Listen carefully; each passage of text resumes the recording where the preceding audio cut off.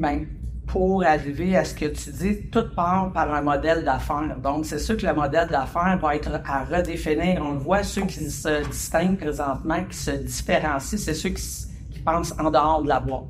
Donc, ça passe par l'innovation, la transformation et d'aller en mode collaboration agile, s'adapter, puis au marché, aux demandes, aux besoins, à l'offre, puis à la demande, pas à l'offre, mais à la demande.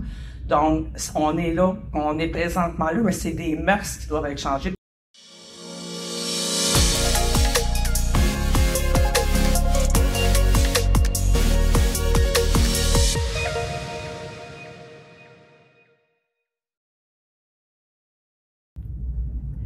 Bonjour à tous, ici Sophia Méliani, courtier immobilier chez PMML.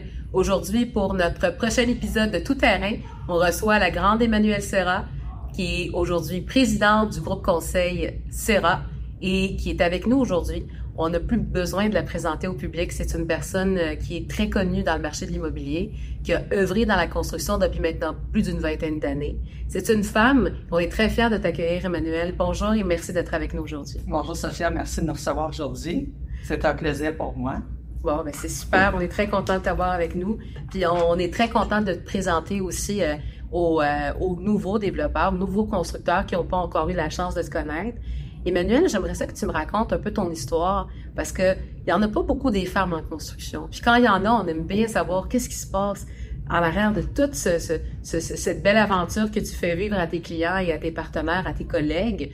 On aimerait ça savoir comment ça a commencé ta passion pour la construction. Comment ça a commencé? C'est par inadvertance. J'étais dans le domaine de la comptabilité, puis je me cherchais un stage. J'ai été honorée de pouvoir remplacer une de mes amies qui était en congé de maternité dans une entreprise de construction. Donc, elle m'a dit, Manuel, si tu veux, viens ici, tu vas pouvoir, je te laisse mon pas, je te laisse par la grande porte. Puis c'est à partir de ce moment-là que j'ai pu goûter à l'industrie de la construction, puis j'ai rapidement vu que c'était un secteur qui était très dynamique, que tout roulait vite, puis ça collait avec ma personnalité. Donc, c'est à partir de ce moment-là que j'ai goûté à l'industrie de la construction il y a une trentaine d'années par un stage en comptabilité. Wow! Fait que ça a commencé avec un stage en comptabilité, puis c'est aujourd'hui, c'est ce que c'est aujourd'hui. Puis après ça, tu as commencé à faire quoi exactement? Comment ça a commencé tes premiers mandats dans le milieu de la construction? C'est quoi que tu as commencé à faire dans le milieu? Bien, de fil en aiguille, j'ai appris mon expertise. Donc, j'ai commencé à travailler pour une entreprise, un entrepreneur spécialisé en revêtement métallique à l'époque, puis qui était petit, 1,2 million de chiffre d'affaires. Puis souvent, quand on travaille dans des petites entreprises, on touche à tout. Ça m'a permis de comprendre c'était quoi les rouages, puis ce que les enjeux qui vivaient cet entrepreneur-là à ce moment-là.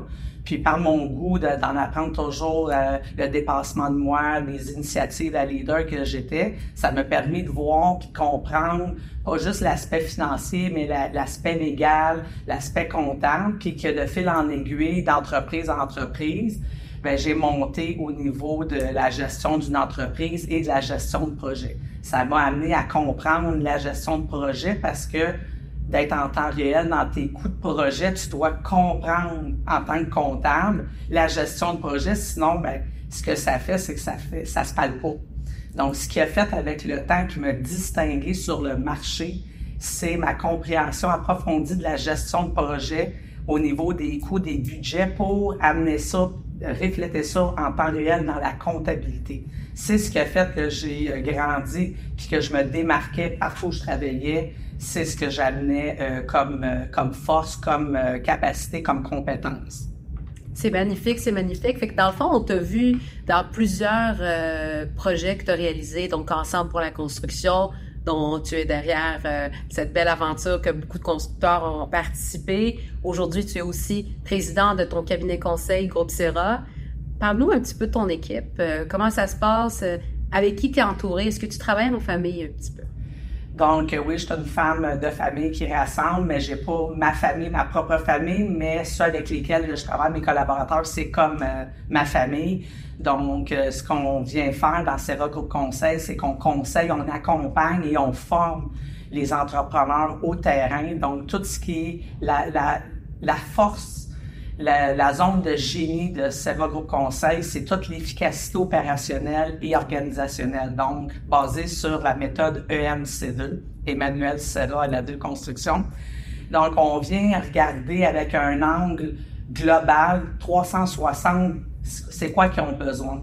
Donc, quand il y a une action à prendre, c'est toujours en tenant compte de toute la vision de l'ensemble, puisque j'ai touché à plusieurs volets d'une entreprise de construction, c'est faire en sorte que je comprends les enjeux puis les rouages, puis ce qui peut arriver. Donc, j'en ai vu des problèmes, j'en ai vécu, puis ça me permet que quand je conseille, moi ou mon équipe, parce que tout est monté en fonction de la spécificité construction. On n'est pas juste des conseillers, c'est des conseillers qui ont la méthode EMC2 et qui ont eu la signature Emmanuel Serra qui a apporté sa vision stratégique dans notre accompagnement ou dans nos formations ou dans nos conseils. Donc, c'est ce qu'on fait au sein du cabinet, que ce soit pour des entrepreneurs en construction, donc on vient les aider pour optimiser, structurer leur entreprise. Souvent, c'est pas qu'ils sont pas efficaces, c'est qu'on a besoin d'être efficient maintenant. Avec la pénurie de main-d'œuvre, on sait qu'il va manquer 630 000 travailleurs sur les chantiers. On est plein dans la passation du transfert de connaissances la plus grande au monde. Donc, on a besoin de conserver ce savoir-là, puis c'est en étant structuré puis organisé. Souvent, je dis, si on est rendu là aujourd'hui, c'est parce qu'on a été efficace, sinon l'entreprise, elle n'aurait pas atteint une maturité chez les clients. Mais là, on peut pas faire on peut pas gérer les affaires de la même façon que le 10, 15, 20 ans. On le sait, on le voit, l'automatisation, le manque de savoir, le manque de main-d'œuvre, le transfert, le télétravail, c'est toutes des façons différentes. Fait qu'on peut plus gérer de la même façon. Puis là, on sait que l'industrie de la construction, c'est le secteur le moins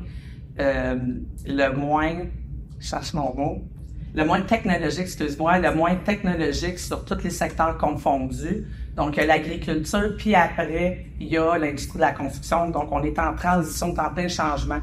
Puis on doit se poser réellement la question aujourd'hui, c'est à quoi va ressembler la gestion en back-office d'une entreprise de construction en 2030. C'est vrai.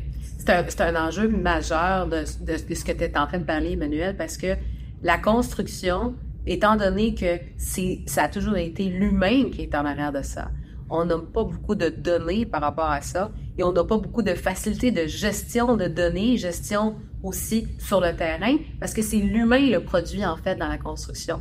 Aujourd'hui, on parle beaucoup sur le marché aujourd'hui de comment remettre l'humain en première loge. La construction n'a jamais quitté cette facette-là de l'industrie. L'humain a toujours été aux premières loges.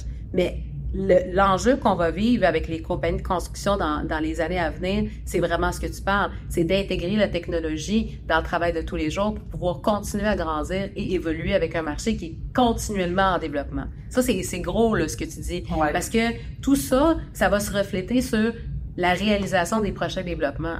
Puis, on le sait, le Québec a besoin d'énormément de développement. On est en phase aussi d'expansion de notre province, d'agrandissement de notre province. Et on a besoin d'avoir les meilleurs outils, mais surtout les meilleurs professionnels. Moi, ce que j'aimerais aussi que tu nous parles, Emmanuel, je sais qu'il y a beaucoup de constructeurs qui ont l'habitude de travailler avec leur proforma, comme ils ont toujours fait, puis ils se sont toujours basés là-dessus. Mais moi, ce que je vois comme problème aujourd'hui, c'est qu'il y a plusieurs constructeurs qui ont un proforma X avec lequel ils travaillent, ils sont pas capables de faire des projets différents si leur proforma ne fonctionne pas. Puis qu'est-ce que je dis par là? C'est on a des constructeurs qui ont l'habitude de construire d'une certaine manière. Leurs chiffres, surtout au niveau comptable, au niveau revenu, au niveau du bénéfice du projet, il faut que ça fasse X, il faut que ça fasse Y. Comment, toi, tu peux aider ces constructeurs-là à avoir une autre vision? Parce que là, les transactions vont devenir de plus en plus difficiles. Le développement va devenir de plus en plus difficile. Les terrains à trouver vont devenir de plus en plus rares. Fait qu'il va falloir que les constructeurs qui ont l'habitude de travailler avec une certaine façon step up, puis voient aussi de l'ouverture, puis puissent travailler sur différents types de projets. Je te donne un exemple. J'ai des clients qui me disent, Sophia, moi, je bâtis pas de béton. Je bâtis juste du bois et briques. Qu'est-ce qui va arriver quand on va être uniquement en haute densité? Ces gens-là est-ce qu'ils vont pouvoir continuer à évoluer?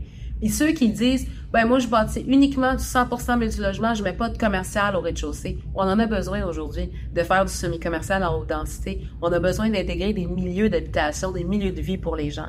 Toi, qu'est-ce que tu pourrais faire pour ces gens-là? Parce que je pense que tu as un savoir, tu as des atouts, et tu pourrais, je pense, aider ces constructeurs-là à ouvrir leurs horizons, puis à pas se limiter sur un seul proforma pour qu'on puisse continuer à développer, justement. Je pense que ça, c'est quelque chose que ton groupe, ton équipe, vous avez une expertise là-dedans pour aider ces gens-là. Bien, pour arriver à ce que tu dis, tout part par un modèle d'affaires. Donc, c'est sûr que le modèle d'affaires va être à redéfinir. On le voit, ceux qui se distinguent présentement, qui se différencient, c'est ceux qui pensent en dehors de la boîte. Donc, ça passe par l'innovation, la transformation et d'aller en mode collaboration agile, s'adapter, puis au marché, aux demandes, aux besoins, à l'offre, puis à la demande, pas à l'offre, mais à la demande. Donc, on est là, on est présentement là, mais c'est des mœurs qui doivent être changées parce que la construction, c'est un domaine en soi très spécifique, comme probablement d'autres domaines, mais pour parler, celui que je connais, c'est que souvent, ça dit, ça a toujours été comme ça, c'est comme ça fonctionne. Puis, mais ça, c'est un changement, c'est un vent de changement. Puis ceux qui prennent pas le pas, mais probablement qu'ils vont avoir de la difficulté dans les années à venir.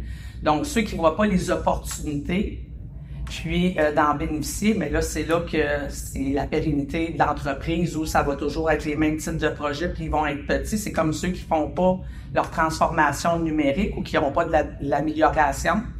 À un moment donné, ça se peut que l'entreprise ferme parce que les tops travaillent avec les tops. Fait que ça, en plus, on a une difficulté à avoir des ressources à l'interne, puis on suit pas les technologies ou les tendances, mais les tops travaillent que des tops, les entreprises top. Donc, ça fait partie des stratégies d'affaires, du modèle des affaires. Puis, oui, on accompagne pour faire de la réflexion stratégique ou de la planification stratégique. C'est où qu'on se voit dans 1 an, 3 ans, 5, 10 ans.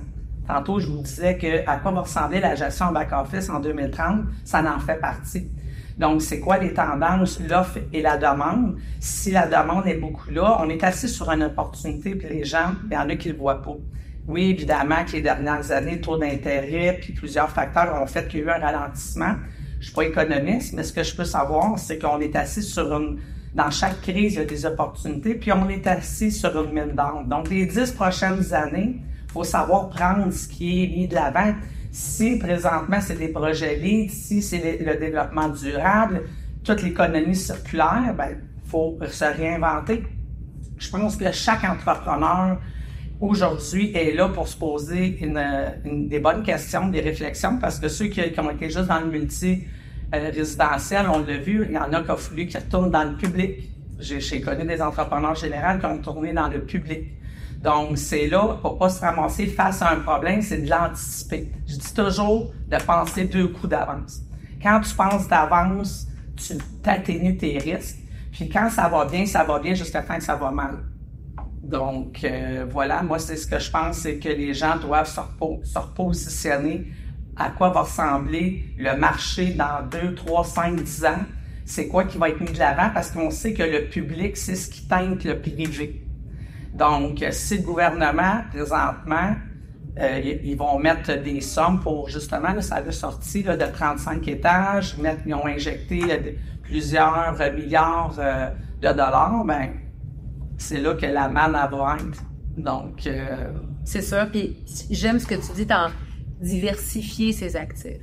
On le dit aux investisseurs, on le dit très souvent aux investisseurs, mais il faut le dire aux constructeurs aussi. Ouais. Parce qu'un constructeur qui va se spécialiser puis qui va rester dans un seul type d'actif ne pourra pas suivre les tendances, pourra pas step up dans 5 ans, dans 10 ans. Qu'est-ce qui va se passer? On l'a vu avec les constructeurs de maisons résidentielles. Les 2-3 dernières années, c'était pas très le fun, le marché de l'unifamilial. On a eu quand même une très bonne demande pour le multilogement, puis on en a encore une bonne demande pour le multilogement.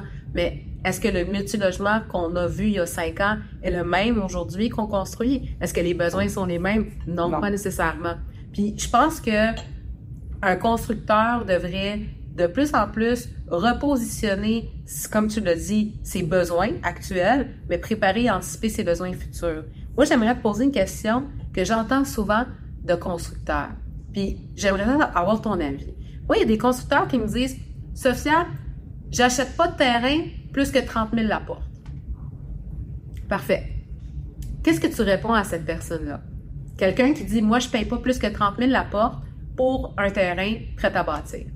Comment tu pourrais, toi, apporter une vision d'optimisation à faire, OK, oui, c'est 30 000, peut-être que tu vas payer 45 000, mais c'est quoi les plus-values? Bien, tout est relatif, là. Ça dépend de plusieurs facteurs. En arrière de ça, c'est de regarder c'est quoi qu'on peut faire aussi, c'est quoi l'argent qu'on a. Tu sais, des fois, c'est l'argent va-tu être là pendant tant de temps.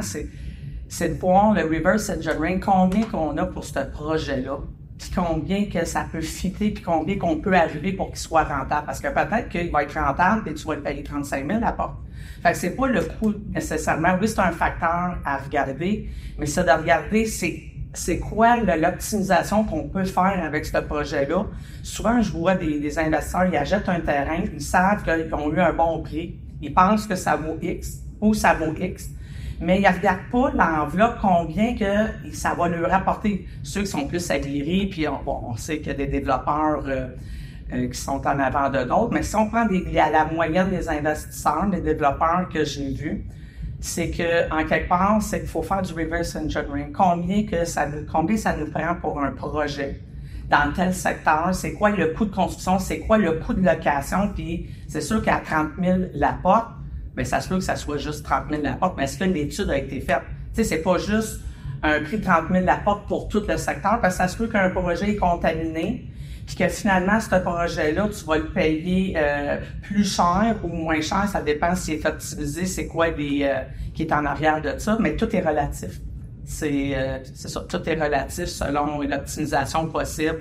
Si le secteur, on peut-tu le subdiviser, on peut-tu le travailler s'il est contaminé, y a-tu des subventions, il y a plusieurs choses. Fait que dans le fond, ce que tu dis, en fait, c'est que il faudrait que ces constructeurs-là, qui sont peut-être des fois limités à un certain prix, il faut qu'ils sortent un petit peu de cette zone de confort-là, parce que des fois, c'est pas uniquement le prix qui va faire le bénéfice du projet, c'est le potentiel du projet. Puis des fois, il y a des projets, excuse-moi, qui sont peut-être pas optimisés à 100%. C'est là, je pense, la clé. Bien, souvent, c'est parce que c'est basé sur un coût de construction X. J'en ai parlé tantôt, on est le secteur le moins technologique, donc souvent, les coûts de construction coûtent cher. Pas nécessairement, souvent on entend, c'est 15-20% trop cher, on se fait avoir. C'est pas nécessairement on se fait avoir. C'est que ça coûte tellement cher à gérer parce qu'on n'est pas structuré, les papiers dans un pick-up, les factures arrivent, on les imprime encore. Il y a des entrepreneurs là, qui ont 300 employés qui font encore de feuilles de temps à main, là. Puis pourtant, c'est gros comme entreprise, ça a plusieurs centaines de millions de chiffres d'affaires, encore imprimer les factures. Fait que tout ce processus de gestion-là, administrative, comptable, c'est ça qui est lourd. C'est ça qui vient déterminer le coût de construction, qui vient impacter l'investisseur, le développeur. Parce que indirectement, la gestion de projet du coût de construction vient rentabiliser sa gestion immobilière, vient impacter sa gestion immobilière. Donc, c'est là encore le coût par porte. Ça dépend encore, c'est quoi. Je dis toujours que une entreprise bien optimisée, structurée, efficiente, qui est efficace, c'est 2 fois plus rentable qu'une entreprise ça prend 4 personnes pour approuver la même facture, qu'on cherche l'information. Donc ça, si c'est amélioré puis optimisé, inévitablement, ça va venir impacter les coûts du projet. Excusez. 100%. Puis il faut pas oublier une chose, c'est que les gens qui n'ont pas l'efficience au niveau de la gestion de leur projet back-office, comme tu parlais, bien ça, là, ça impacte les coûts d'un projet. Parce que, comme tu dis, si tu as 4 personnes pour approuver une facture, c'est 4 personnes qui sont payées. Et c'est des coûts. C'est qui paye? C'est l'entreprise qui construit. C'est ça. Ça se reflète sur le projet. Puis ça, c'est important d'en parler aussi parce que c'est un côté qu'on oublie. Hein? On regarde toujours la rentabilité du projet versus son potentiel. J'ai un terrain, 200 000 pieds carrés, je peux rentrer combien de portes là-dedans? Ça rentre 250 portes. Ça coûte combien? Ça coûte 200 quelques mille de coût de construction par porte. OK, let's go, on y va. Non. Parce qu'il y en a un qui va être capable de faire plus d'argent qu'un autre sur le même projet.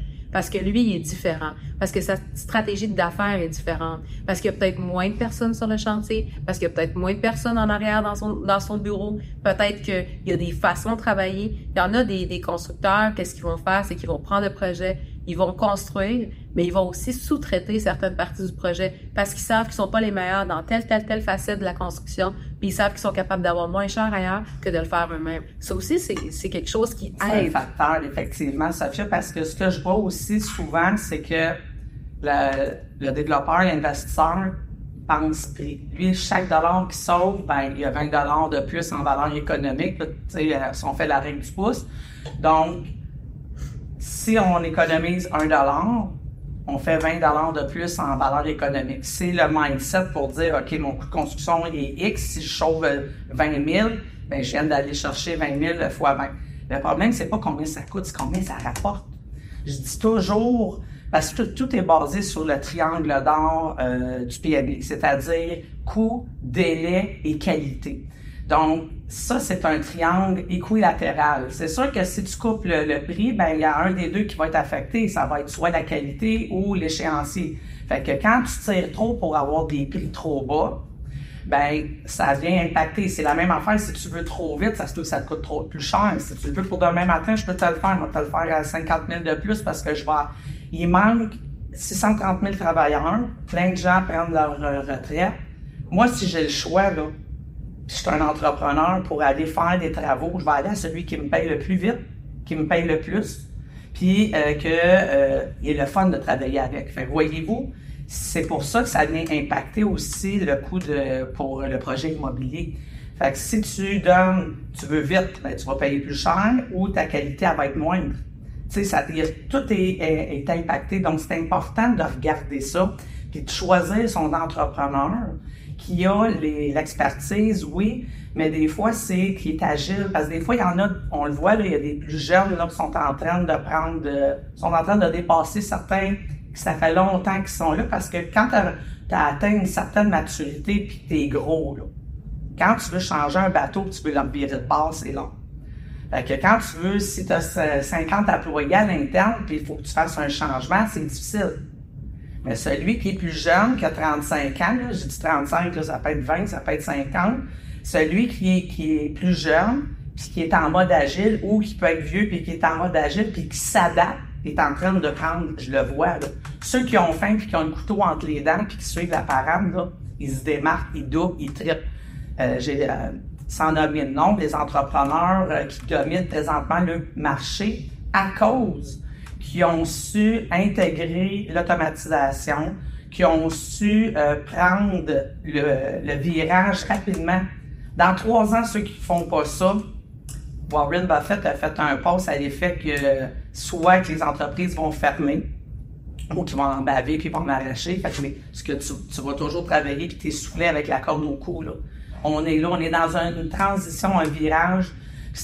Faut s'adapter. C'est comme à l'époque, là, nous autres, dans la construction, on avait beaucoup les fax. Hein? Les fax, c'était...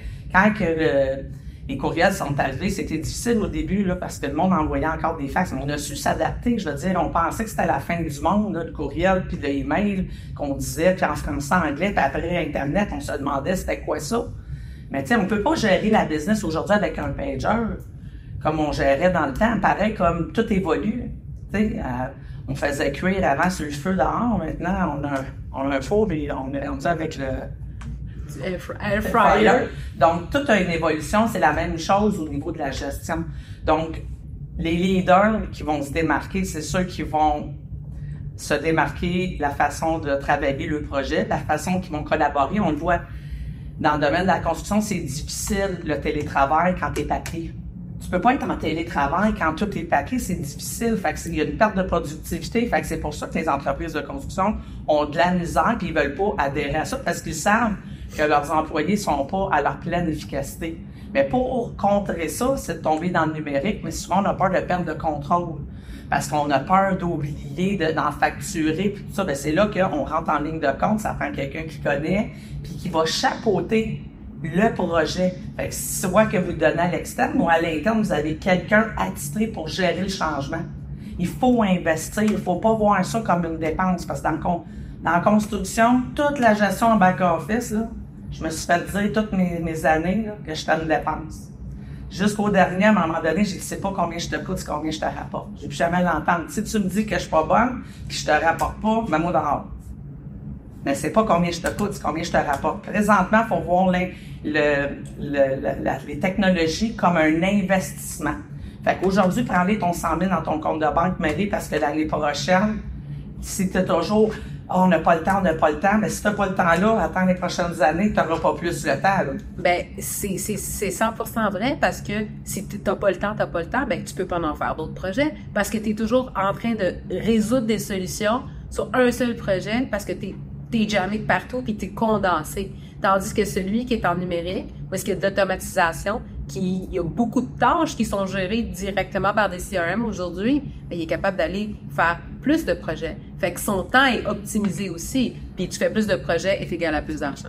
Évidemment, sauf que qu'est-ce qui amène à réflexion chez un entrepreneur en construction, c'est que ça va tellement vite qu'aujourd'hui, il se fait proposer quelque chose, il trouve que ça a de l'allure. Le lendemain, une autre solution arrive, l'intégrateur, il dit « ça fait de la gestion de projet, ça fait ci, ça fait ça », mais il faut aller à plus haut niveau. C'est là qu'on rentre en ligne de compte, c'est regarder comment c'est géré une entreprise de construction. Toutes les entreprises sont pareilles, là. Je veux dire, on soumissionne, on ramasse la job, on la planifie, on l'exécute, contrôle qualité, puis on la ferme. Fait que je gère 100 000, 100 millions, c'est toute la même affaire, c'est juste des zéros. Ça prend quand même un contrat, une portée des travaux, des termes de paiement, je veux dire, ça prend un cash flow, c'est juste ça prend plus de zéros. C'est la même affaire. Donc, à quoi semble l'infrastructure d'une entreprise de construction? C'est de là qu'il faut partir. Puis des fois, c'est juste un petit changement qui va amener un gain de temps, un gain en argent ou un gain en productivité. Puis ça va amener, après, aller aux phases 2, parce que souvent, on va aller trop vite. Donc, c'est de regarder qu'est-ce que j'ai présentement sans vouloir nécessairement tout changer. C'est quoi je pourrais peut-être intégrer qui va amener déjà plus, que ça soit plus fun au travail pour tout le monde, qu'il y ait moins de pression, qu'on soit en temps réel dans nos cost-jobs, qu'on sache si c'est des extras pour nos clients ou pas, parce que quand tu arrives à la fin du projet et tu présentes à ton client 200 000 d'extras, j'ai vu ça durant la pandémie parce que plusieurs entrepreneurs qui étaient habitués avec leur pouch, puis on dit, moi, ah ouais, let's go, on parle d'une business de construction, mais ça a créé que des entrepreneurs, des investisseurs, qui ont eu des factures salées. C'est sûr, quand le pourcentage est à 1%, ça va bien, mais aujourd'hui, on tombe dans le cours des grands. Fait que c'est important d'avoir les coûts de projet en temps réel. Puis je dis toujours que le cost-là, c'est un chèque en blanc. Fait qu'il faut que tu t'assures que ton constructeur, il soit habitué de gérer des projets, puis souvent, on peut même signer des contrats avec des prix maximum garantis. Fait que tu sais, ça, c'est toutes des techniques que, OK, est-ce que l'entrepreneur il est assez sûr pour te dire qu'il garantit maximum, je donne un exemple, 5 millions. Cost plus, je te fais un budget 4,5, mais je te garantis c'est maximum 5. Tu sais, fait que c'est des techniques, des choses de gérer, puis ça, c'est l'expérience qui est derrière tout ça. Fait que dans le fond, quelqu'un qui serait déjà constructeur pourrait devenir plus efficace en prenant service avec vous autres, ou est-ce que vous allez pouvoir l'aider à améliorer sa structure existante? Oui. Mais quelqu'un, là, qui a de l'argent, qui a eu du multilogement pendant plusieurs années, parce qu'il y a beaucoup d'investisseurs de multilogement qui sont en train de virer la médaille puis qui commencent à vouloir un peu de part du gâteau, eux autres aussi. Parce que moi, je l'ai dit bien longtemps. Arrêtez d'acheter juste du multi. C'est bon le multi, mais diversifiez-vous. Achetez du terrain. Je l'ai dit. Et redit. Mais aujourd'hui, ces clients-là, puis ces investisseurs qu'on voit sur le marché qui ont beaucoup de multilogements, qui commencent à laisser aller un petit peu de multi, c'est des nouveaux, là, qui s'en viennent dans la construction avec nous autres. C'est des nouveaux développeurs qui vont refléter bientôt, d'ici 1 à 2 ans maximum, on va avoir des dizaines comme ça, qui vont avoir des projets à construire. Ces gens-là aussi, je pense que c'est une bonne chose, étant donné qu'ils ont sûrement géré beaucoup de chiffres quand tu as énormément de portes. Moi, j'ai des clients qui ont 300, 400 portes, puis là, ils se disent, OK, c'est beau, on en vend 100, puis on investit tout ça dans le terrain, puis on y va à 50-50 dans nos actifs. C'est une très bonne chose. Mais gérer des portes, puis gérer des projets, c'est pas la même chose. Mais la beauté, c'est que tantôt on a parlé d'Ensemble pour la construction, qui est le collectif des bâtisseurs. J'ai voulu créer, j'ai fondé cette communauté-là dans le but de réunir à un seul endroit tout l'écosystème d'un projet, toute l'intersectoriel d'un projet de construction. Donc, le projet à la base commence par un développeur, un promoteur, un investisseur. À la base, il y a un donneur d'ouvrage, si on le voit dans le privé. Donc, le donneur d'ouvrage, c'est le promoteur, le développeur ou l'investisseur qui va le donner après aux professionnels. On a les généraux, les spécialisés, les fournisseurs de services, puis tout l'écosystème qui vient soutenir l'entrepreneur dans sa business. Donc, cet écosystème-là, c'est unique au Québec, il n'y en a pas. On en a beaucoup des associations qui sont sectorielles, mais unisectorielles, il n'y en a pas qui réunissent les deux. On entend parler de clubs immobiliers, mais il n'y a pas de club de construction, on est les premiers.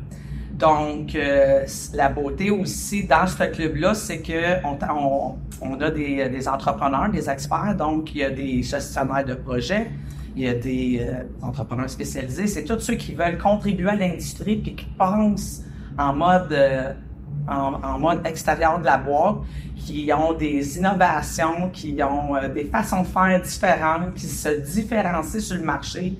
C'est pas, il y a une sélection aussi d'entrepreneurs, on a un CA, qui est des entrepreneurs de l'industrie, qui est aguerri, puis on choisit nos membres.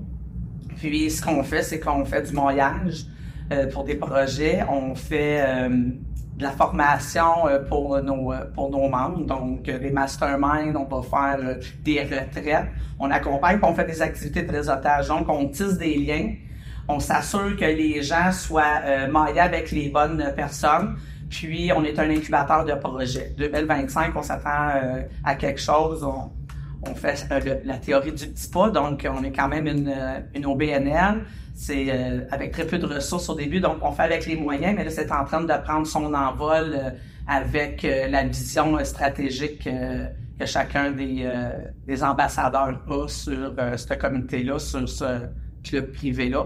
Donc les gens, tes constructeurs, faire partie du réseau avec nous, donc le collectif des bâtisseurs, ce que ça permet, c'est d'avoir accès à toutes les ressources à un seul endroit. C'est fun parce que tu pars un projet, t'as pas besoin de te poser de questions, tu sais déjà où aller chercher ta ressource, puis sachant que quand on part un projet, le temps, c'est notre meilleur ami. Perdre du temps à chercher le top gun de chaque chose, c'est du temps perdu, c'est de l'argent perdu.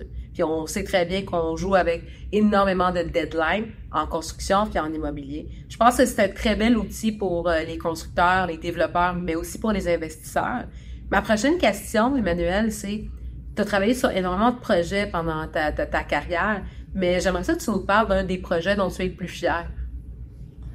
Bien, un des projets que je suis le plus fier, c'est d'avoir parti ma compagnie de démolition enlèvement d'amiante que j'ai eu pendant 10 ans, jusqu'à une 50aine de gars. Pour moi, c'était important de pouvoir dire, une femme est capable de gérer également une entreprise de construction, mais non seulement capable de le gérer, mais d'une façon structurée puis organisée. Parce que souvent, c'est tous les postes que j'ai occupés durant ma carrière m'ont démontré que les entreprises n'étaient pas nécessairement à leur meilleure efficacité.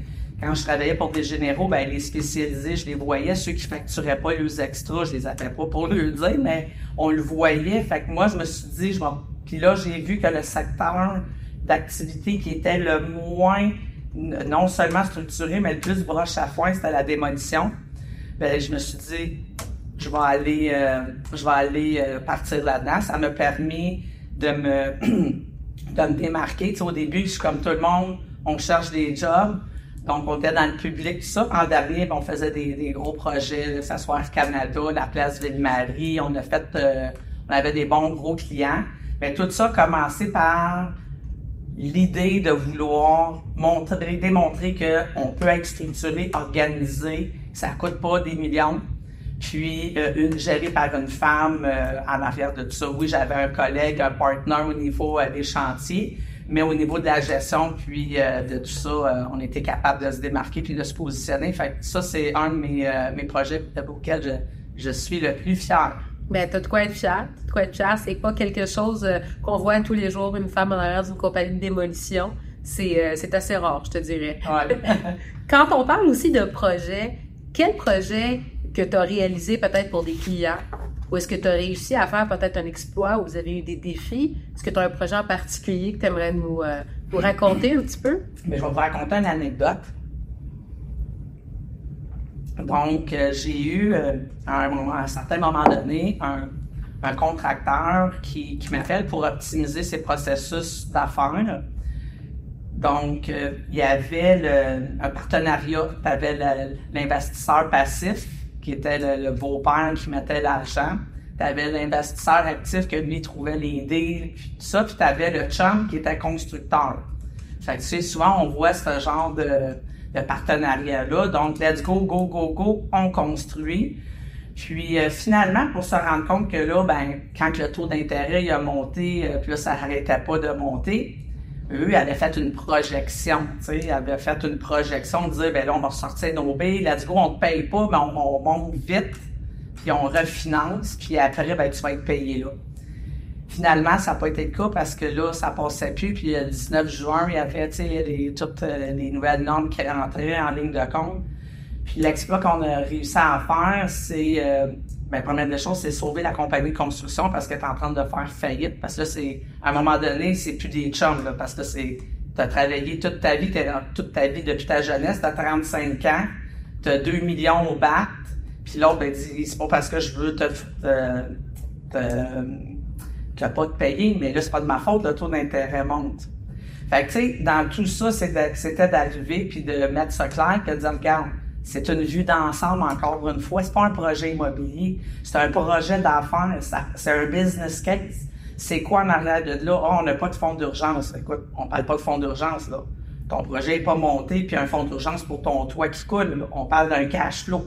Les cash flows, ils sont pas définis. Tu sais, tout ça, cet environnement-là comptable, la gestion d'une entreprise et d'une entreprise de construction, c'est là qu'on se différencie dans nos services. Donc, qu'est-ce qui est arrivé, c'est qu'on a pu tout reprendre. Puis j'ai pris le contracteur, j'ai dit, tu vas faire faillite. Tu as 2 choix. Manuel, je vais perdre mes hommes. Appelle ton compétiteur, dis que tu as des hommes à louer, tout le monde en manque. Ils sont bons, c'est soit ça ou tu vas les perdre de toute façon. Fait que là, ben, j'ai dit, si tu fais X $ par gars, par semaine, ça va te mettre tant de dizaines de mille dollars. Fait que je fais ça 2 mois, tu viens de te remettre 100 000, puis ben, tu sais, tout ça, c'est de regarder parce que je l'ai déjà vécu, mais différemment. Donc, tu retardes ton projet de 2 mois, mais tu fais pas faillite parce que tu as quand même fait rentrer de l'argent avec quelque chose que tu as déjà, puis tes gars, ils continuent à travailler, fait qu'ils sont pas sans salaire. C'est ça. Puis de toute façon, quand tu es dans des régions éloignées, ils vont aller travailler pareil chez le compétiteur. Puis là, ben, on est rendu là de toute façon de travailler avec des compétiteurs parce que tant qu'à perdre ses gars, ben appelle ton partner, pas ton partner, mais ton compétiteur pour lui dire, ben regarde, on se prête nos gars parce qu'on va garder les meilleurs, sinon on ne dominera plus. On est rendu là. On est rendu à la collaboration, l'entraide pour pouvoir passer à travers ce qu'on vit présentement parce que oui, on a l'immigration, oui, mais tous ces gens-là, il faut les former. On a de la misère à former déjà ceux qu'on a. Puis, il y a des gens là, qui quittent. Fait que on a tous les défis à avoir en même temps. Fait que c'est de voir où est-ce qu'on s'en va, puis d'aller investir dans des ressources. C'est une des façons de s'en sortir, c'est tout de suite. Sinon, tu manques un an. Tu manques un an. Si tu dis, je prends quelqu'un qui connaît ça, je rentre là, clé en main, pas besoin de m'expliquer de midi à 14 heures. Je te pose 2-3 questions. Mon équipe, on sait déjà où est-ce qu'on s'en va. Ça, tu vois, c'est tellement important ce que tu dis. Parce qu'on a reçu une constructeur, Annie Lemieux, puis elle a donné la même réponse que toi. Elle dit, aujourd'hui, on est dans l'ère de la collaboration. C'est tellement important ce que tu dis parce que on n'a pas assez, je pense, de temps pour être dans la compétition. Parce qu'au final, si tu perds ton temps dans la compétition avec tes adversaires, ben, tu perds du temps. Puis, travailler en collaboration, ben ça aide à avancer. Puis, on le voyait aussi dans plusieurs types de projets mixtes où est-ce qu'on voit différents constructeurs qui embarquent dans des projets ensemble. Lui, c'est le top du commercial. Lui, c'est le top du multi. Dans telle région, il y a un projet mixte. Let's go, on y va ensemble. Ça c'est extraordinaire. C'est wow, mais comme je disais tantôt, souvent, c'est le public qui teinte le privé.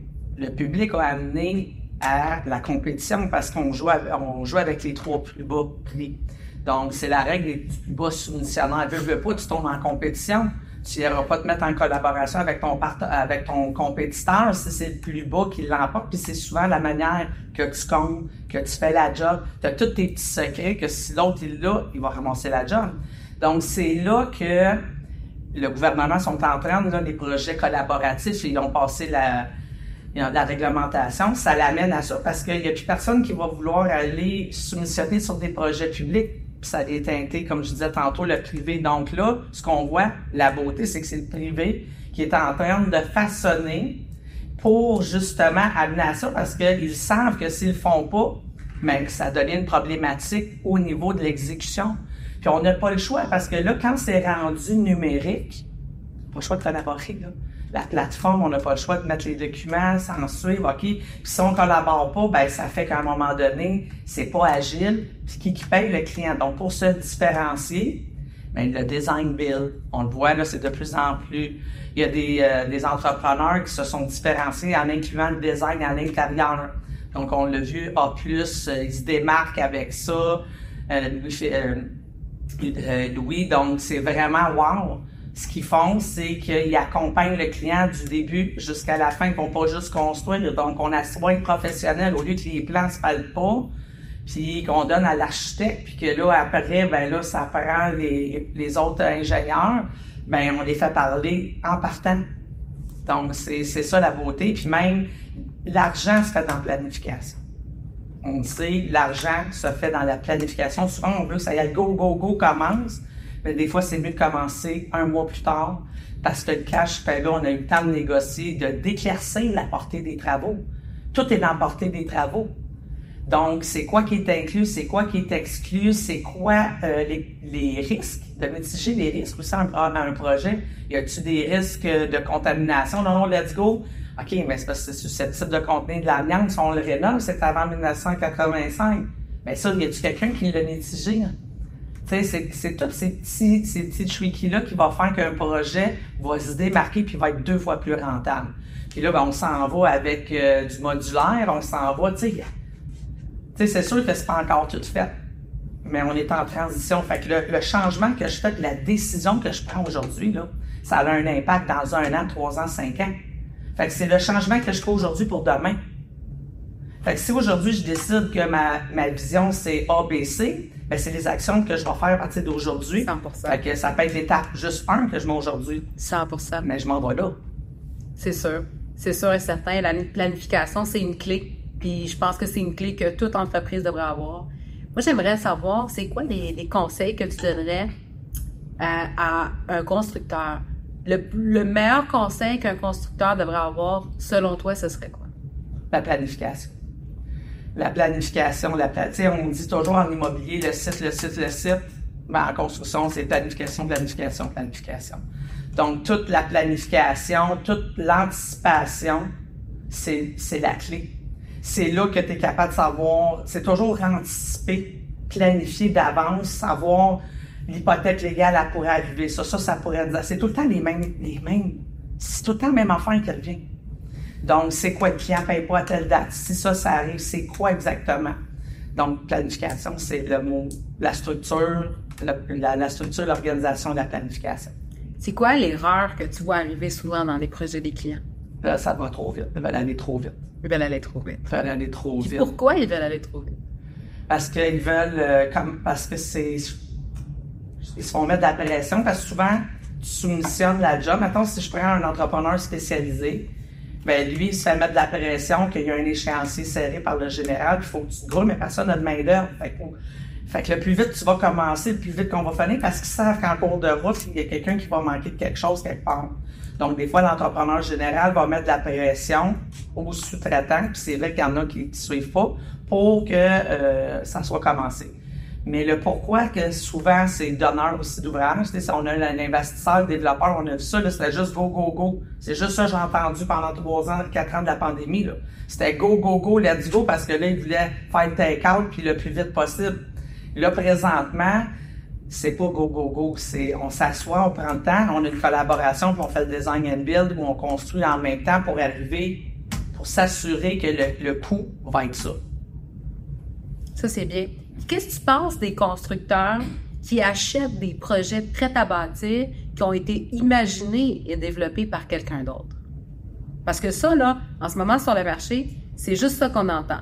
As-tu des terrains prêts à bâtir? As-tu des terrains prêts à bâtir? Puis il y en a qui me disent « Ah, il n'y a pas de permis, ça va prendre trop de temps. » Moi, je dis toujours à mes clients, si tu es un constructeur, tu veux pas qu'il y ait des permis.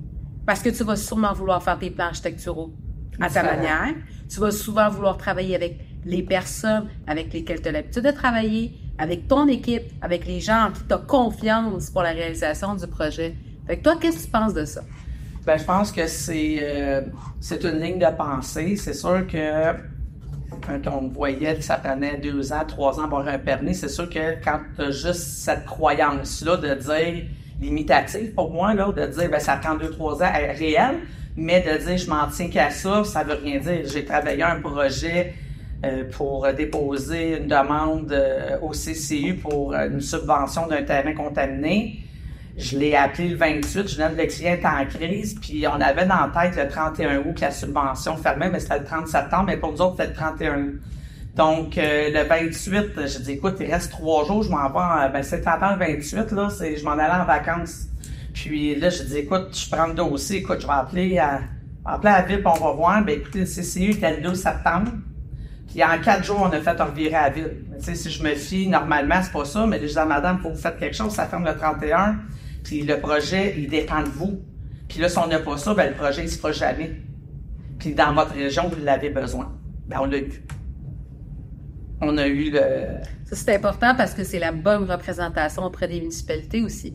Ça compte beaucoup. On en a parlé avec les urbanistes qu'on a reçus aussi. C'est très important. C'est la même affaire chez PMML, là, quand on monte un dossier. Là, on le monte en fonction pour qu'il passe, puis ça dépend de qui qu'on approche comme institut.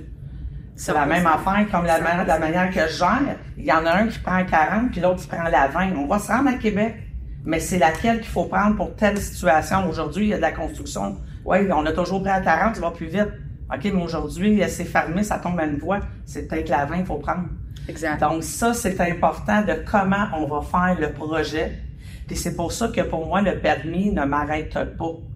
Parce que ça se peut que le projet, comment qu'il l'a vu, je vais te le rendre 2 fois plus rentable. Je vais te le rendre 2 fois plus rentable parce que je vais regarder tes plans, puis pas moi, l'équipe avec lesquels nos collaborateurs qui sont, puis vont dire, regarde, tu pourrais ton espace ça, là.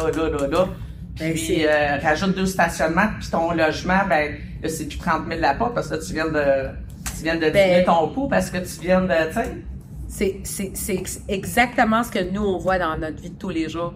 Ce matin, j'ai un exemple concret où on était en rencontre avec un client qui était barré à vouloir 60 000 $ la porte pour un projet de 176 unités à bâtir, à développer. Il n'y a rien qui est fait, OK? 60 000 la porte, tu n'as rien fait dessus, puis c'est ça que tu veux. Parfait. Ben, écoute, moi, j'ai regardé le dossier, puis au fur et à mesure, je me suis rendu compte qu'on pouvait aller monter, on pouvait être densifié. Puis, on s'est rendu compte que finalement, on pouvait faire 300 portes. Ben, c'est là l'optimisation de terrain, c'est possible, il y a plusieurs facteurs, c'est pas juste de subdiviser un terrain et dire, bon, ben, on l'a optimisé, c'est de regarder comment on va le réaliser au terrain. On a quoi comme budget, comme argent disponible, qu'est-ce qu'on peut faire avec ça, puis c'est où qu'on peut aller.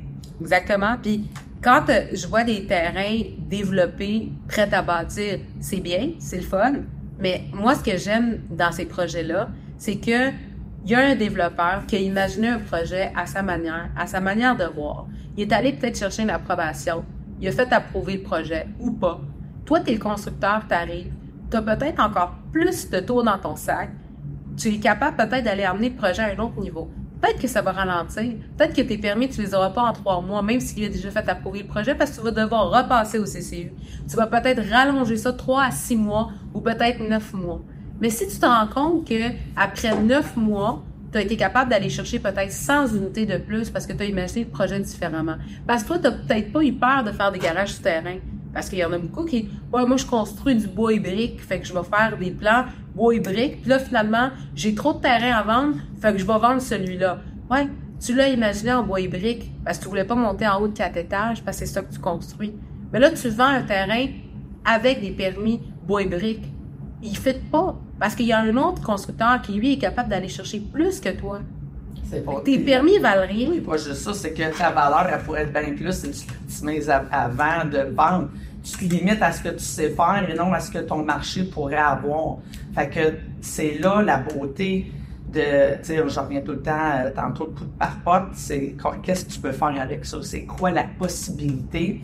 Puis, souvent, tu sais, tantôt, je l'ai dit, tu me dis, là, c'est quoi que tu vois comme erreur? Mais c'est dans la planification. Si tu veux te brouiller, parce que souvent, on veut récupérer nos billes, c'est le cash.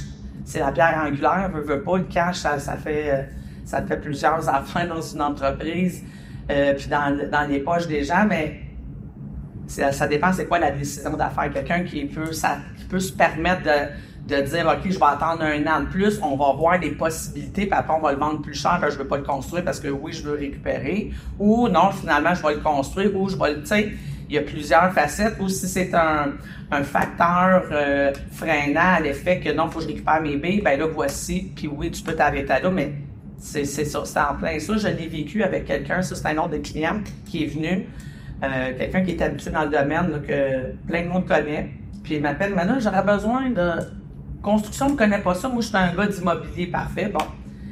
OK, mon coût, là, j'ai fait faire Altus, ils m'ont fait mes évaluations, là, tout ça, là. Là, je dis, écoute, on fait vite la règle du taux, ça. Tu calcules, là, tant de pieds carrés à 300$.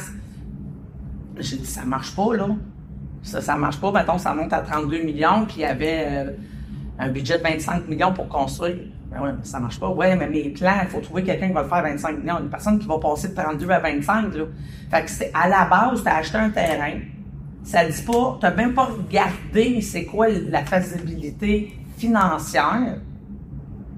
Puis aujourd'hui, le terrain, parce que les taux d'intérêt avaient beaucoup monté là, dans cette période-là, a fait que le projet a été repoussé. Mais s'il avait fait son analyse, puis il disait, OK, ça coûte 32, mais là, même si tu dis à l'architecte, je veux ça, il fait son devis de performance, je veux, OK, on peut d'APH Select, famousement 3 là, mais peut-être qu'il n'aurait pas fallu les types de comptoirs qu'il voulait dans le secteur, puis tout, là. Donc, le reverse engineering, c'est ça, c'est combien que tu as, qu'est-ce que tu peux faire avec le projet, puis on s'en va où? Parce que même si tu peux faire 300 pas, s'il n'y a pas, il y a juste 10 millions pour le faire, ben, le projet, il est peut-être, faut qu'il aille chercher des partenaires, de l'argent, ou whatever. J'aime ce que tu dis parce que c'est le plus gros défi de la plupart des investisseurs quand ils achètent du terrain. Ils achètent un terrain avec qu'est-ce qu'ils peuvent faire dessus, mais ils vont pas faire le reverse engineering pour savoir combien ça va réellement me coûter. Parce qu'au final, tu peux acheter un terrain que tu vas même pas être capable de construire. C'est en fait ce qui est arrivé à ce client-là. Puis qu'est-ce qui va arriver si le marché change? Comme on a vécu, là. J'aime que tu parles au passé déjà de la hausse des taux parce qu'on est maintenant dans le après. Les taux viennent de baisser encore pour une 3e fois cette année. Donc, qu'est-ce qui se passe si tu as acheté un terrain aujourd'hui, puis ce terrain-là, tu pouvais bâtir 200 pas. Tu l'achètes, il peut y arriver n'importe quoi. On est dans un métier où est-ce qu'il y a des risques à tous les jours. Hausse des taux, changement de réglementation, le zonage a changé, il y a une limitation, puis tu peux plus bâtir 200 portes parce que tu as attendu trop longtemps. Tu n'avais pas l'argent pour le faire. Fait que tu dis, c'est correct, je vais le garder, je vais le bâtir quand je vais avoir les sous. Parfait. Tu arrives pour le bâtir 2 ans plus tard, tu peux plus bâtir 200 portes. Qu'est-ce qui va se passer? Tu vas avoir perdu peut-être de l'argent. Ben, pas peut-être, tu vas avoir perdu de l'argent. Puis il faut regarder, tantôt, on en parlait, ça regarder c'est quoi la demande. C'est où est-ce qu'on s'en va dans 1 an, 3 ans, 5 ans? 5 ans, c'est quoi le marché?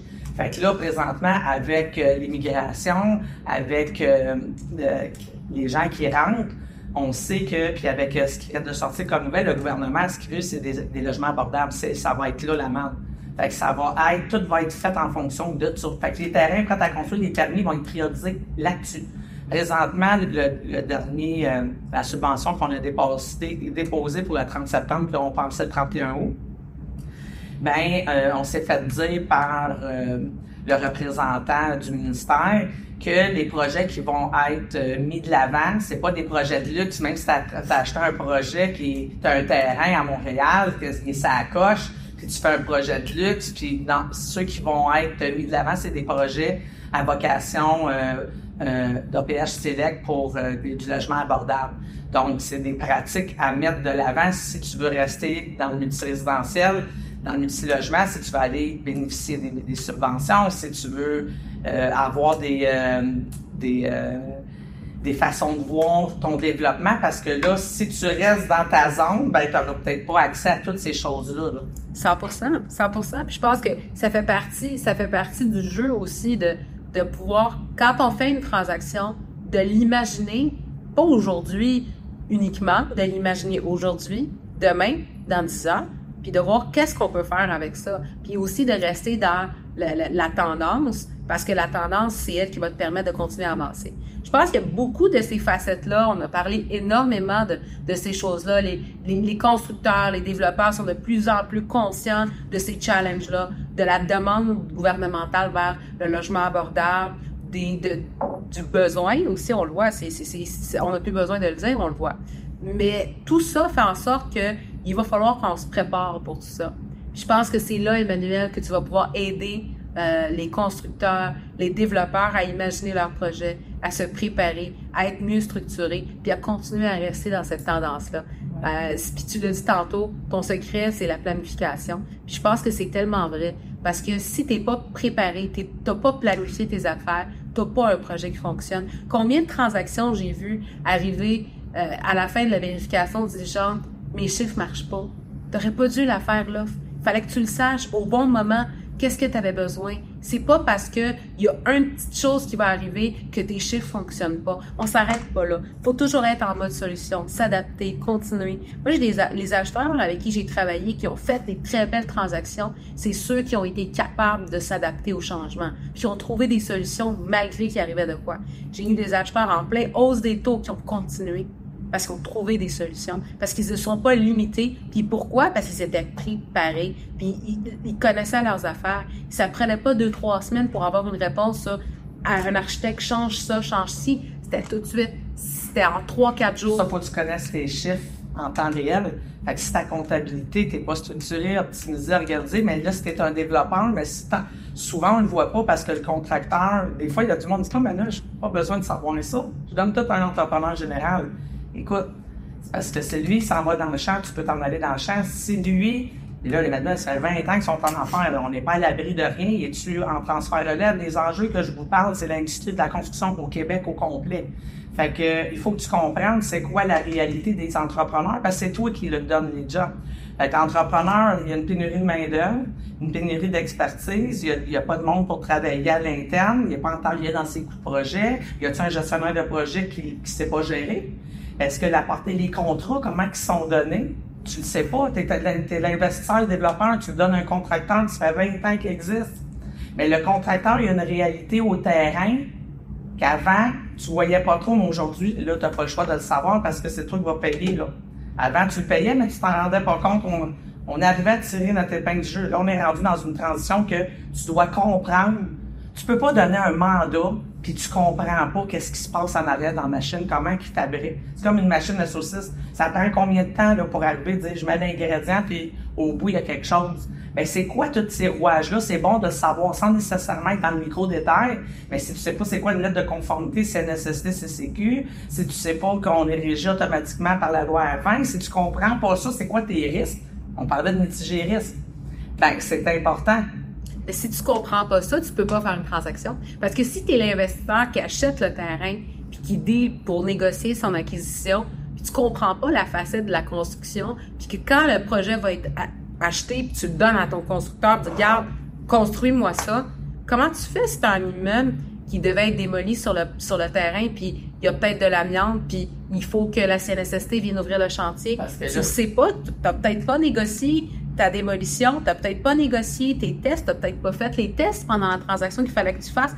Tout ça fait en sorte que je pense que aujourd'hui, tout constructeur, tout développeur doit connaître toutes les facettes.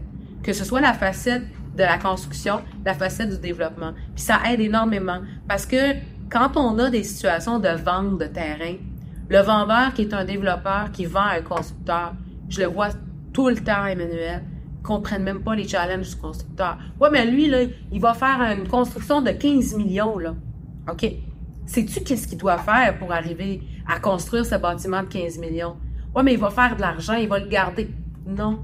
Lui, là, le constructeur vit des défis continuels, pas juste pour réaliser le projet, mais pour aussi les employés, ses bureaux, son équipe. Tout ça fait en sorte que lui doit gérer tout ça pour faire du profit. Le développeur, souvent, ce qui arrive, c'est que lui va avoir acheté un terrain, il va avoir mis de l'argent, c'est vrai. Il va avoir travaillé pendant 1 an, 2 ans pour amener le projet à une certaine réalité. Mais c'est quoi tes risques à part l'argent que tu as mis dans l'acquisition du terrain pour le développer, puis qui t'appartient. T'as pas vraiment. T'as pas de baisse, t'as pas de risque. Fait que si ton projet ne marche pas, c'est pas grave, tu vas juste continuer, puis au pire, tu vas le revendre. Qu'est-ce que le constructeur, lui, a? Tu sais, c'est ça la réalité. Puis je pense que le constructeur et le développeur devraient se comprendre pour comprendre les réalités de chacun pour qu'on puisse avoir des transactions fluides, que ce soit des transactions immobilières ou que ce soit des réalisations de projets. Parce qu'au final, une transaction immobilière réussie ne garantit pas un projet finalisé. Réussi aussi.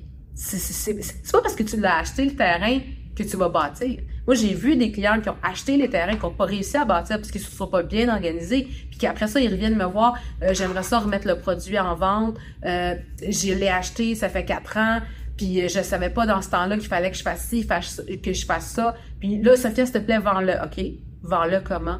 Faut que je récupère tout ce que j'ai perdu. Combien de fois j'ai eu des développeurs qui ont acheté des terrains trop chers ou qui n'ont pas anticipé les problématiques parce qu'il y avait de la contamination, parce qu'il y avait de la démolition, parce qu'il y avait peut-être des zones humides, parce qu'il y avait peut-être des servitudes qui empêchaient de construire à un certain endroit, puis qui reviennent me voir, Sophia, j'ai payé le terrain 1,2 million, puis j'ai mis 200 000 en plan, puis en développement, puis finalement, je peux plus avancer, mais j'aimerais ça le revendre à 1,7 million, je l'ai acheté il y a 2 ans.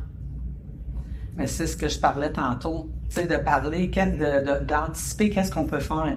Donc, de s'entourer d'experts. Tu sais, je disais toujours à mes clients quand j'étais dans l'enlèvement d'amiante, aux investisseurs, mais quand tu achètes, là, tu sais, souvent, on dit aux investisseurs, ben là, si tu achètes quelque chose ou tu veux rénover une bâtisse, quelque chose, ben t'emmènes avec toi ton évaluateur. Tu sais, tu vas emmener quelqu'un pour dire, OK, je connais tout ça, je connais pas ça, ben viens m'aider, qu'est-ce que t'en penses, il y a combien de réunions aussi, quand tu es un investisseur.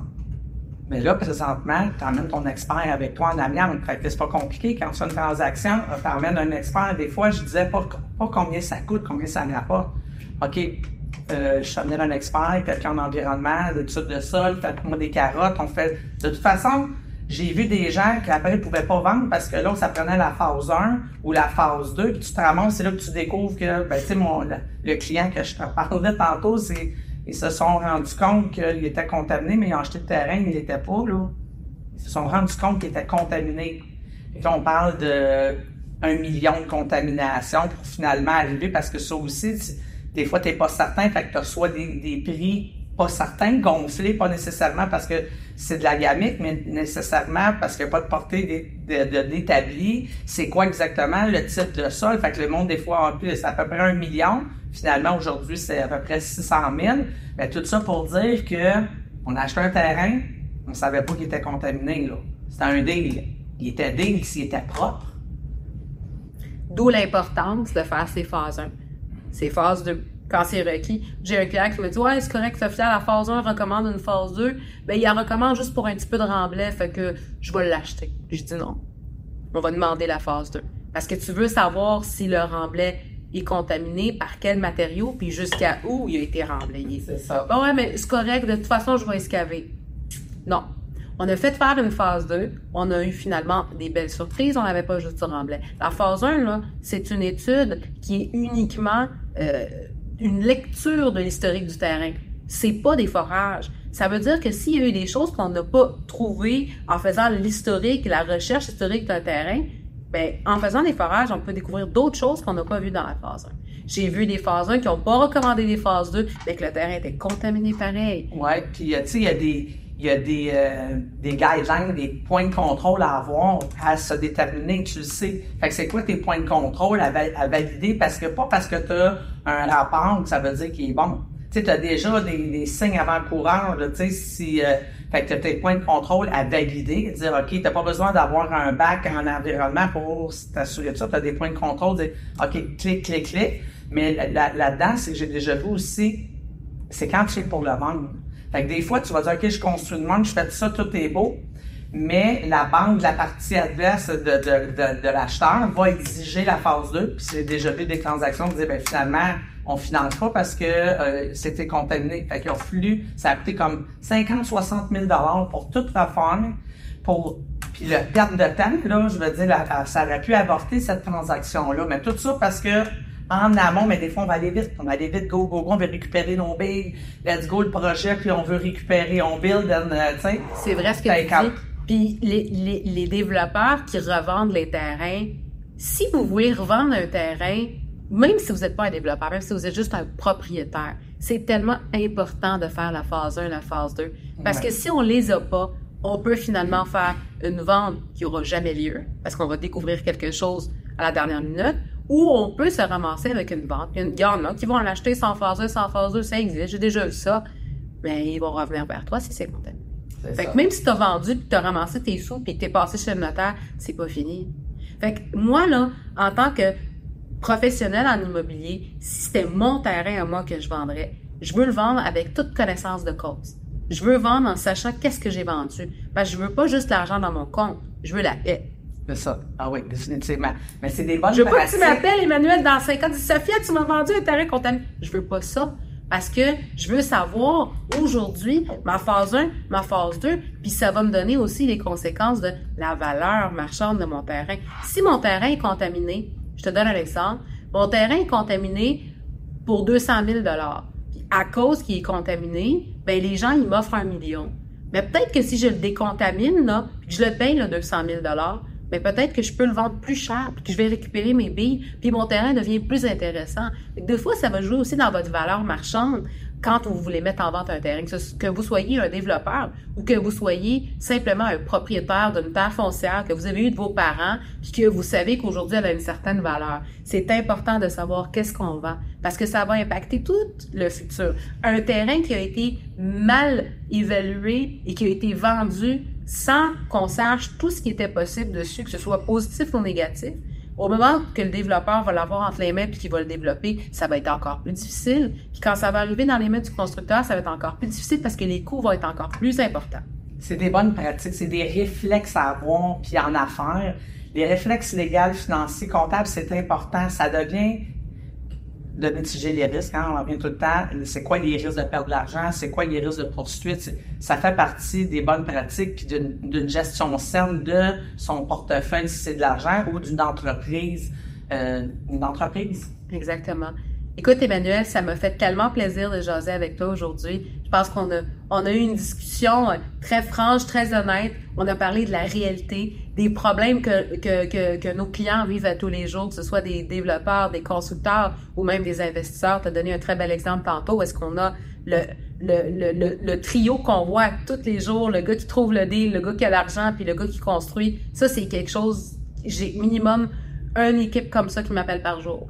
On cherche des terrains chez mes partenaires. Tout ça, là, on a besoin de structuration, on a besoin d'un équilibre pour pouvoir avancer. Puis ces gens-là qui sont peut-être pas équipés, puis qui sont peut-être pas adaptés, ben il y en manque des deals parce qu'ils sont pas justement organisés.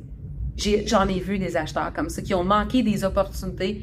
Il y avait de l'argent, il y avait le constructeur, il y avait tout, mais ils n'ont pas fait la transaction, puis ils l'ont raté parce qu'ils n'étaient pas organisés. Aujourd'hui, je pense qu'on a besoin de plus en plus d'organisation, on a besoin de s'entourer des meilleurs professionnels. Tu l'as dit tantôt, les tops travaillent avec les tops. Fait que soyez les tops de votre secteur, soyez les tops de qu'est-ce que vous faites, parce que c'est ça qui va vous emmener à un autre niveau. Moi, j'aimerais savoir, Emmanuel, c'est quoi tes meilleurs conseils pour la fin? Puis, c'est quoi ton mot que tu aimerais dire pour le public qui nous écoute aujourd'hui dans la construction, dans le milieu de l'immobilier? Qu'est-ce que tu aurais à leur dire? Mais moi, ce que j'ai à dire aujourd'hui, c'est seul on va vite, mais ensemble on va plus loin. C'est très important de comprendre qu'on peut pas travailler seul. Souvent, on veut aller vite, on veut travailler seul, mais on doit être entouré d'experts, on doit être entouré de gens qui sont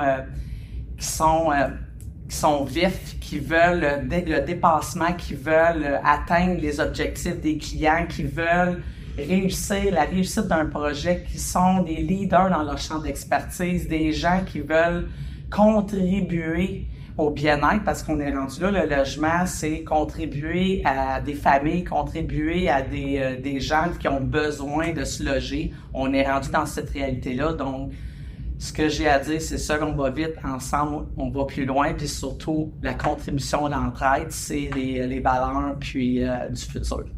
100%. Puis est-ce que tu aurais un mot à dire pour les femmes? Les femmes, ce que j'aurais à leur dire, c'est que c'est dans l'inconfort qu'on devient plus fort.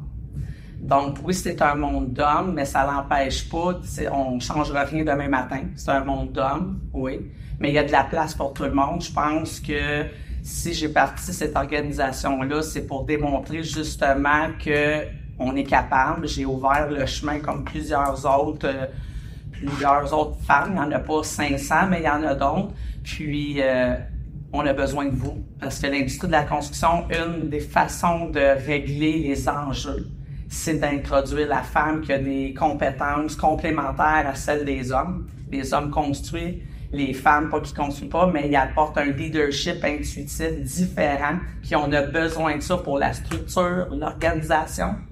L'intelligence émotionnelle de la femme, je pense, est très précieuse dans le milieu de l'immobilier. Puis les gens sont de plus en plus en train de le réaliser.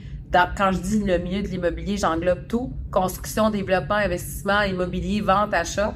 C'est qu'on se rend de plus en plus compte que la femme a un rôle à jouer là-dedans. On a une intelligence émotionnelle, puis on est capable, des fois, d'avoir de l'intuition qui est un peu plus poussée que celle des hommes. J'enlève rien aux hommes.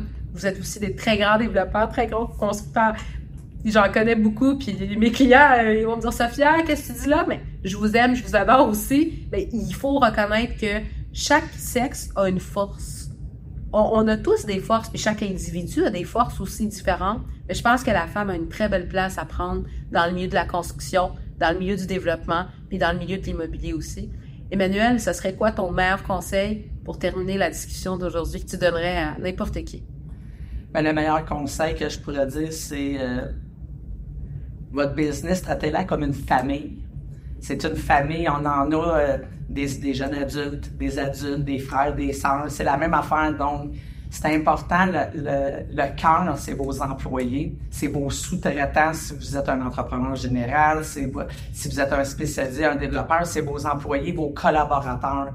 Donc, ce que j'ai à dire, c'est prenez soin de ceux avec lesquels vous travaillez parce que c'est le futur, comme je l'ai dit tantôt, ceux qui vont se dépasser, c'est ceux qui vont être leaders, qui vont être résilients, qui vont être empathiques, bienveillants. Puis c'est ce que je donne comme conseil là, sur la fin.